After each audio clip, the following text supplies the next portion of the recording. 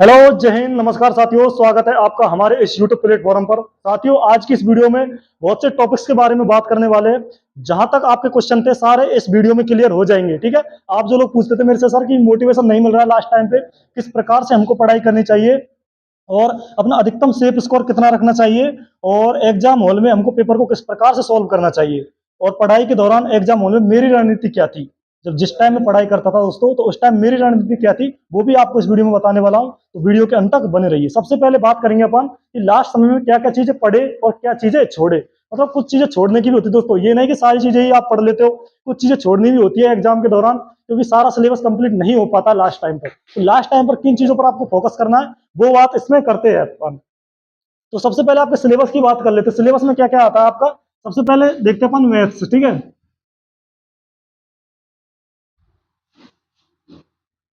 Maths की बात करें तो मैथ्स के कितने क्वेश्चन आते हैं, कोई भी फिक्स नहीं है यहाँ पर। ठीक है। और रीजनिंग,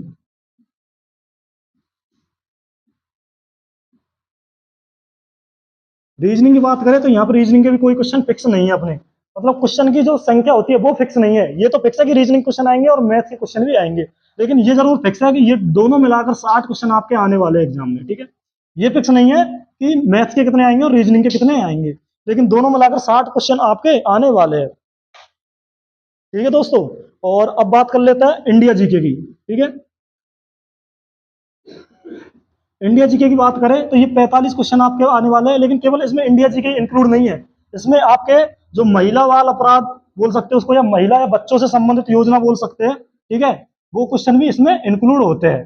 तो टोटल मिला के ये 45 क्वेश्चन आपके पास आते हैं। तो सर ये कितने आएंगे, तो बिल्कुल भी फिक्स नहीं है यहाँ पर कि महिला और बच्चों से संबंधित योजना कितने क्वेश्चन आने वाले हैं। पिछली बार क्या हुआ था, लगभग 7 से 8 क्वेश्चन इनके आए थे अपने। ठीक है, महिला वालों से संबंधित योजनाओं के। लेकिन इस बार कितने आएंगे ये कोई फिक्स नहीं है, लेकिन आपको पढ़ना तो है, क्योंकि पढ़ना तो पड़ेगा। ये क्वेश्चन बहुत इजी टाइप में आते हैं आपके। ठीक है। जिनको कोई भी कर सकता है, लेकिन पढ़ेगा तभी कर सकता है। ऐसा नहीं कि आपने इनको पढ़ के नहीं गए और आप एग्जाम हॉल में बैठ गए और आप ये योजना को कर सकते हैं। ये योजना बहुत इजी क्वेश्चन आते हैं, इनसे आप आराम से इनको कर सकते हैं। तो 45 क्वेश्चन ये हो गए। ठीक है। और राजस्थान जीके की बात करें तो 45 क्वेश्चन यहाँ से राजस्थान जीके के आते हैं। ठीक है। इनमें करंट भी आ जाता है, थोड़ा बहुत अपन करंट को भी देख लेते हैं, और इसमें भी करंट भी इंक्लूड होता है। 45 ही हो गए, 45 ही हो गए, 90 + 60, 150 क्वेश्चन आपके एग्जाम में आते हैं। ठीक है। इनको किस प्रकार से आपको सोल्व करना है। देखो पिछली बार क्या हुआ था, जो ऑनलाइन पेपर हुआ था 2023 की एग्जाम का। ठीक है। तो उसमें क्या था, सभी क्वेश्चन मिक्स थे कि कोई रीजनिंग का आ गया, कोई मैथ्स का आ गया, कोई कंप्यूटर का आ गया, तो कोई किसका आ गया। ठीक है।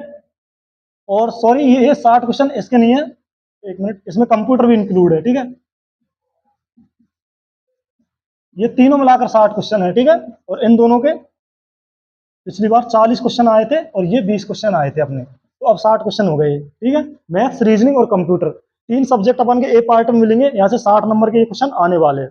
किस प्रकार से इनको सोल्व करना है, तो आपको ये तो देखना ही नहीं है कि कौन सा पार्ट पहले सोल्व करना है, क्योंकि पार्ट्स का सिस्टम तो है ही नहीं, सारे मिक्स क्वेश्चन आ रहे हैं। अगर आप एक एक को ढूंढने लग गए तो वहां पर आपको टाइम लग जाएगा बहुत सारा। तो आपको तो जो क्वेश्चन आ रहा है वन बाई वन, जैसे पहला क्वेश्चन आ गया इसको सल्टा दिया, ठीक है, दूसरा क्वेश्चन आ गया इसको भी सल्टा दिया, तीसरा क्वेश्चन आपसे नहीं आ रहा तो इसको लास्ट टाइम के लिए छोड़ दिया कि इसको दूसरे अटेम्प्ट में देखेंगे। ठीक है। इसी प्रकार चौथा क्वेश्चन आ रहा है, पांचवा क्वेश्चन आ रहा है, तो आप लाइन बाई लाइन देखते जाएंगे। ठीक है। जो क्वेश्चन आ रहे हैं उनको फर्स्ट अटेम्प्ट में आपको कर लेना है, और जो सेकंड अटेम्प्ट होता है उनमें उस क्वेश्चन को करना है आपको जिसमें 50% आपको दो ऑप्शन पर डाउट होता है कि दो ऑप्शन में कोई ना कोई ऑप्शन होने वाला है इसका आंसर, तो उनको आपको छोड़ना नहीं है, उनको आपको करना ही है एग्जाम में। ठीक है।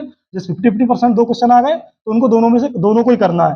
10 क्वेश्चन आ गए तो 10 को ही करना है। ऐसे आपको लगभग 15 से 20 क्वेश्चन आपको एग्जाम में मिलेंगे दोस्तों। उन 15 से 20 क्वेश्चन को सारे को करना है, क्योंकि नेगेटिव मार्किंग कितनी है यहाँ पर, 1/4 की नेगेटिव मार्किंग दी गई है राजस्थान पुलिस में, जो कि एक ज्यादा नेगेटिव मार्किंग नहीं है। इसकी वजह से इतना नहीं हो पाता है कि आप ज्यादा नेगेटिव में चले जाओ। पिछली बार भी दोस्तों मैंने कितने अटेम्प्ट किए थे, मैं बता देता हूँ आपको, 136 क्वेश्चन मैंने अटेम्प्ट किए थे। ठीक है। एग्जाम के दौरान आप सोच रहे इतने ज्यादा कैसे अटेम्प्ट कर दिए, पेपर तो बहुत हार्ड है। तो कर दिए क्योंकि उनमें जो क्वेश्चन थे वो ऐसे क्वेश्चन ज्यादा थे जो 50-50% उनमें चांस थे अपने। ठीक है। ये हो गई अपनी एग्जाम हॉल में पेपर को किस प्रकार से सोल्व करना है। तीसरे अटेम्प्ट में आप उन क्वेश्चन को ले सकते हैं जिसमें आपको 3 क्वेश्चन में डाउट है। 3 क्वेश्चन को लेकर, जैसे कि आपके 3 क्वेश्चन में आपको लग रहा है कि सर 3 क्वेश्चन में हमको ऐसा लग रहा है कि इनमें से हो सकता है एक का तो हमें पता चल गया कि ये तो बिल्कुल ही नहीं होने वाला है, तो उन 3 क्वेश्चन में भी आप रिस्क ले सकते हो, लेकिन उनकी संख्या थोड़ी कम होनी चाहिए। ऐसा नहीं जितने भी क्वेश्चन 3 वाले आ रहे हैं उन सारों को आप यहाँ पर एग्जाम हॉल में कर दो। ठीक है, ये बात हो गई अपन के एग्जाम हॉल में किस प्रकार से आपको पेपर सॉल्व करना है। अब बात करेंगे अपन यहाँ पर क्या चीजें पढ़नी है क्या छोड़नी है। तो आपको देखो मैथ्स आपने पढ़ लिया होगा, ठीक है, मैथ्स को लास्ट टाइम पे थोड़ा कम टाइम दो, केवल प्रैक्टिस करो। ठीक है, केवल प्रैक्टिस करनी है आपको मैथ्स की क्वेश्चनों की। और रीजनिंग के जो टॉपिक देखने हैं जो आपने कभी पढ़े नहीं है या फिर आप उनको थोड़ा आपको डाउट है उन क्वेश्चनों में, ठीक है, वो टॉपिक आपको पढ़ने हैं जिनमें डाउट है।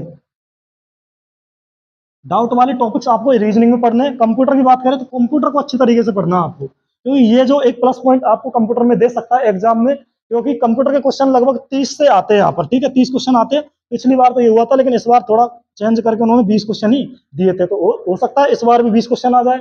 अपने कह नहीं सकते, वो पेपर बनाने वाले के ऊपर डिपेंड करता है कि वो कितने क्वेश्चन देता है। ठीक है, तो ये चीज हो गई तीनों की। अब बात करते हैं अपन, ये ए पार्ट हो गया कंप्लीट।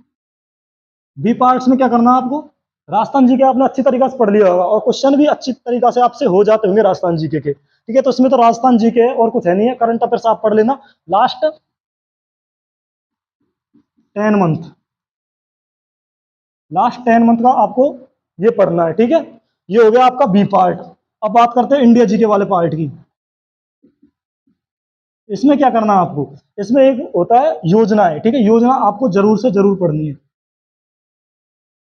योजना है वो आपको जरूर से जरूर पढ़नी है, इनको छोड़ना नहीं है बिल्कुल ही आपको। क्यों, इसका एक कारण हो सकता है कि पिछली बार जो मैंने एग्जाम दिया था इतने इजी क्वेश्चन थे कि कोई पढ़ रहा है यूं पढ़ के जा रहा नहीं ऊपर से लाइन बाई लाइन, तो भी वहां पर उनको अटेम्प्ट कर सकता है क्वेश्चनों को।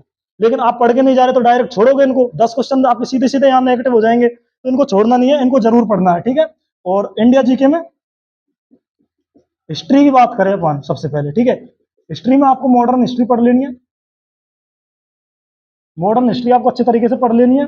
और जो प्राचीन इतिहास है अपना, ठीक है, इंसेंट, उसको भी थोड़ा बहुत पढ़ लेना, ज्यादा नहीं पढ़ना। और जो मिडेवल है, मिडेवल में थोड़ा राजा महाराजा क्वेश्चन आजकल बहुत कम आने लगे दोस्तों, तो उसको आपको नेगलेक्ट कर देना चाहिए मेरे हिसाब से। लास्ट टाइम के लिए जितना आपने पहले पढ़ लिया था वो सफिशियंट है आपके लिए, अब तो आपको उनको नेगलेक्ट कर देना चाहिए। ठीक है, ये आपकी बात होगी पेपर को किस प्रकार से सॉल्व करना है और क्या चीजें पढ़नी है और क्या चीजें छोड़नी है। छोड़ने में आप छोड़ सकते हो दोस्तों, जैसे आपने कंप्यूटर में सब चीज पढ़नी है, मैथ्स को आप छोड़ सकते हो, अभी प्रैक्टिस कर सकते हो केवल टेस्टों में, बहुत है आपके लिए। ठीक है, और रीजनिंग में भी आप प्रैक्टिस कर सकते हो, वो भी आपके लिए सफिशियंट है। और इनको बता ही दिया आपको। अब बात करते हैं अपन कितने घंटे पढ़ना चाहिए लास्ट टाइम पे है, ये बात भी करते हैं कितने घंटे पढ़ने चाहिए। सभी सोचते हैं कि कितने घंटे पढ़ने चाहिए अपने को, तो इसका कोई टाइम पीरियड फिक्स नहीं होता दोस्तों। सब अपने अपने हिसाब से पढ़ते हैं, कोई 10 घंटा भी पढ़ता है, कोई 12 घंटे भी पढ़ता है। ठीक है, अपने हिसाब से टाइम निकाल कर पढ़ते हैं। हो सकता है किसी को टाइम नहीं मिला किसी दिन, तो वो 0 घंटे भी पढ़ता है, बिल्कुल नहीं पढ़ता है। ठीक है, तो आपको घबराना नहीं है कि आज मुझे टाइम नहीं मिला तो मैं बिल्कुल ही नहीं पढ़ पाया, क्योंकि आपने जो पहले मेहनत की वो काम आने वाली। लास्ट टाइम पे 1-2 दिन डिस्टर्ब भी हो जाते हो आप, तो उससे कोई भी दिक्कत नहीं आने वाली आपको एग्जाम में। ठीक है, अब बात करते हैं अपन यहाँ पर सेफ स्कोर। इसकी सबसे ज्यादा बात करते हैं कि सेफ स्कोर क्या रखे ताकि हमारा फाइनल सिलेक्शन हो जाए। सेफ तो देखो दोस्तों अभी तक कोई मतलब बता नहीं सकता एग्जाम से पहले, क्योंकि एग्जाम आ जाता है तो उसके पेपर को देखकर अपन अनुमान लगा सकते हैं कि इस प्रकार का यहाँ पर सेफ स्कोर अपन मान सकते हैं, क्योंकि पेपर के लेवल पर डिपेंड करता है सेफ स्कोर हमेशा। अगर पेपर का लेवल हार्ड है तो आपका जो कट ऑफ है वो बहुत नीचे गिर जाएगी, पेपर का लेवल बहुत ज्यादा इजी है तो अपना आप कट ऑफ ऊपर चली जाएगी। तो कट ऑफ तो यही होती है, लेकिन फिर भी मैं आपके अनुमान के लिए बता देता हूँ कि आप इतना तो स्कोर रख सकते हो ताकि आप आपको सेफ मान सको। ठीक है,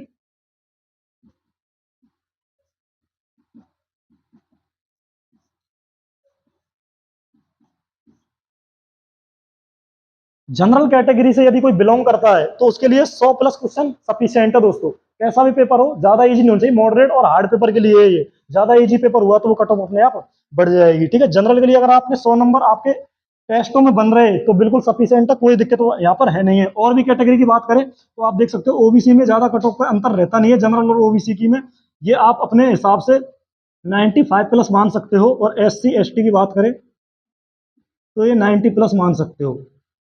अब आप इनको देखकर ये अनुमान मत लगा देना कि कट ऑफ इतनी ही जाएगी। ठीक है, ये तो आपके टेस्टों में सेफ स्कोर है कि इतने आपके आ रहे हैं, तो आगे आपको कोई प्रॉब्लम आने वाली है नहीं है। ठीक है, अब बात करते हैं अपन यहाँ पर पढ़ाई के दौरान मेरी क्या रणनीति रही थी। जिस टाइम में पढ़ता था दोस्तों, उस टाइम मैं किस प्रकार पढ़ता था, कितना टाइम में पढ़ाई को देता था, वो बात बताता हूँ मैं आपको। तो मैं जो यहीं पर जस्ट ऊपर लाइब्रेरी है उसमें पढ़ता था। मैं केवल दिन में खाना खाने के टाइम आता था, रात में मैं जल्दी आ जाता, कभी 9 बजे कभी 10 बजे, ठीक है। 10 बजे बाद मैं सो जाता था और 6 बजे जग जाता था, मतलब 7 से 8 घंटे में सो जाता था रोज से, ठीक है। तो आपको भी ज़्यादा नहीं पढ़ना है कि ज़्यादा पढ़ते जा रहे हो, दिन भर पूरा पढ़ लिया फिर रात में भी सो नहीं रहे, फिर माइंड डिस्टर्ब हो जाएगा। जो आप चीज़ ले रहे हो अपने दिमाग में वो भी आप भूल जाओगे, ठीक है। तो जितना आपसे हो सके उतना ही पढ़ना लास्ट टाइम पे, ज़्यादा जोरी नहीं करनी है यहाँ पर पढ़ाई के साथ। और सारी बातें तो कर ली है, अब कुछ रह गया होगा तो आप कमेंट में बता दीजिएगा। और अपन यहाँ पर पेपर होते ही कट ऑफ की वीडियो लेकर आएंगे, इसलिए आप चैनल को क्या करें, सब्सक्राइब कर लीजिएगा, ताकि कोई भी वीडियो नई आती है तो तुरंत आपके पास पहुंच जाए, ठीक है। धन्यवाद।